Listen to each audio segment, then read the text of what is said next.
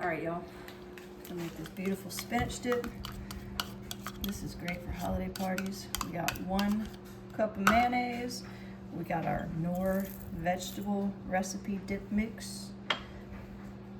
Got 16 ounces of sour cream. All right, after you get your sour cream in, then you're gonna get that de-thawed chopped spinach from the frozen section. Just de-thaw it, squeeze it out. You're gonna add it to your mix. My favorite part, y'all. You gotta mix it up. Make sure you get it all mixed in. Refrigerate it. It's gonna be ready to go. All right, y'all, we got our spinach dip chilled after an hour. We're gonna plate it.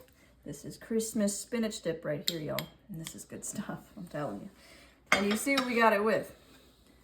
Hawaiian rolls. There is nothing better than a little bit of sweetness with this dip. My absolute favorite. My mama taught me this.